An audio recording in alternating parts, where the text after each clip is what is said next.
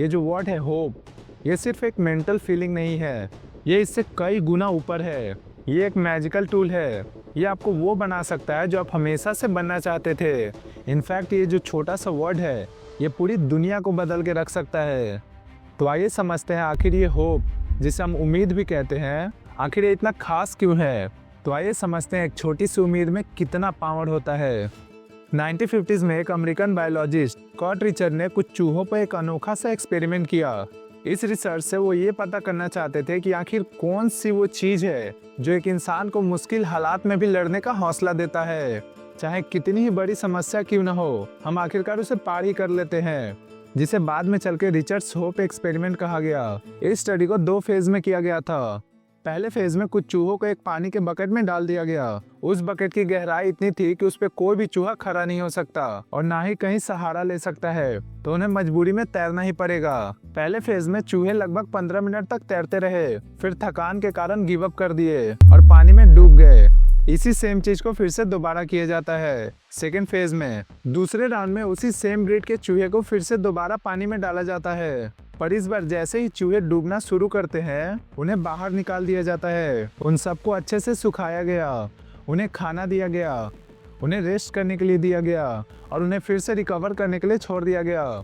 जैसे ही चूहे पूरी तरह रिकवर हो गए, उन्हें फिर से पानी में डाल दिया गया और इस बार जो रिजल्ट आया, किसी ने भी इमेजिन नहीं किया था। आपको क्या लगता है, चूहे कितने देर तक तैरे होंगे? 5 मिनट, 10 मिनट या आधा घंटा? पर इस बार चूहे 1 या 2 घंटों तक नहीं, बल्कि 60 घंटों तक तैरते रहे। एक छोटी सी उम्मीद में एक चूहा जो पहले 15 मिनट तक तैरता था, वो अब 60 घंटों तक तैर रहा था, सिर्फ इस उम्मीद में कि उसे फिर से बचा लिया जाएगा। हालांकि एक चूहे और एक इंसान में बहुत फर्क होता है, पर उम्मीद दोनों में रहती है। उम्मीद एक ऐसी पावर है जो आपको किसी भी सिचुएशन में लड़ने का हौसला देता है, कितनी बुरी से बुरी सिचुएशन में भी। इंडिया में जितने भी सुसाइड्स होते हैं, उन सब का कारण यही है, या कहे यही वो चीज़ है जिसके चलते इंसान सुसाइड करता है। होपलेस होना, यानी उम्मीद खो देना।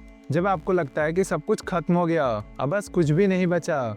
ये सब जब नेगेटिव फीलिंग्स आपके दिमाग में उठना शुरू होता है, आप पूरे दिन स्ट्रेस में रहना शुरू कर देते हो, जिससे आपके दिमाग में कॉर्टिसोल, जिसे स्ट्रेस हार्मोन भी कहते हैं, बहुत तेजी से फैलने लगता है, जो धीरे धीरे आपके प्रीफ्रंटल कॉर्टेक्स को कमजोर करना शुरू कर देता है, जिसके चलते आपके दिमाग में बस हमेशा नेगेटिव ही चलता रहता है। और इन सब के कारण आपके दिमाग का सेरोटोनिन, जो आपके मूड को कंट्रोल करता है, उसका लेवल कम होना शुरू हो जाता है और यही सब धीरे धीरे सुसाइड का मेजर रीजन बनता है, जो कि साल दर साल बढ़ता ही जा रहा है। और अगर आप भी होपलेस हो गए हो, बस अब आपको लगता है कि अब कुछ भी नहीं बचा, तो डरने की बात नहीं है, हम अपने होप को फिर से जगा सकते हैं। पर उसे समझने से पहले आइए समझते हैं आखिर ये उम्मीद, या जिसे हम होप कहते हैं, ये है क्या? क्या ये सिर्फ एक फीलिंग है? साइकोलॉजी में कॉन्सेप्ट है जिसे होप थ्योरी कहते हैं, जिसे पहली बार एक अमेरिकन साइकोलॉजिस्ट C.R. सैंडर ने पहली बार दुनिया के सामने रखा। सैंडर कहते हैं कि होप सिर्फ एक इमोशन नहीं है, बल्कि एक साइकोलॉजिकल स्किल है जिसे कोई भी सीख सकता है। हमारा होप मेनली इन 3 तरीकों से ही कम होता है। पहला है गोल्स, यानी वो लोग जो कोई गोल्स नहीं बनाते, तो उनके जीवन में किसी चीज को पाने की उम्मीद कहाँ से आएगी। दूसरा है पाथवेज, आपने गोल तो बनाया है, पर अब आपको लगता है कि वहां तक पहुंचने का जितना भी रास्ता है, वो सब बंद हो चुका है, इसके चलते आप उम्मीद हार चुके हो। तीसरा है विल पावर, जिसे सैंडर एजेंसी कहते हैं, यानी अब आपके अंदर वो इच्छा ही नहीं है उस चीज को पाने की, इसके चलते भी एक इंसान होप छोड़ देता है। तो अगर हमें अपने अंदर होप जगाना है, तो हमें इन 3 चीजों पे ही ध्यान देना होगा। उम्मीद को फिर से जिंदा करने के लिए हमें एक पर्पस बनाना होगा, जिसके 3 पिलर्स होंगे। पहला है गोल, दूसरा है पाथवे और तीसरा है एजेंसी, या जिसे हम विल पावर भी कहते हैं।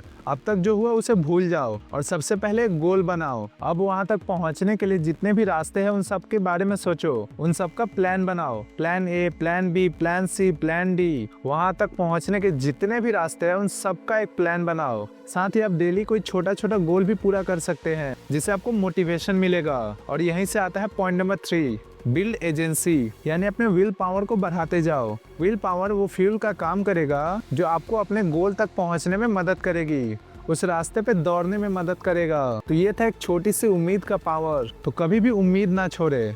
कृष्ण कहते हैं अपने मन को उठाओ, उसे गिरने मत दो, यानी अपने मन को कभी हारने मत दो, उसे कभी निराश मत होने दो, क्योंकि आपका मन ही वो चीज है जो आपको आपके सपने तक ले जा सकता है। आपका मन आपका या तो एक अच्छा दोस्त हो सकता है या आपका सबसे बड़ा दुश्मन।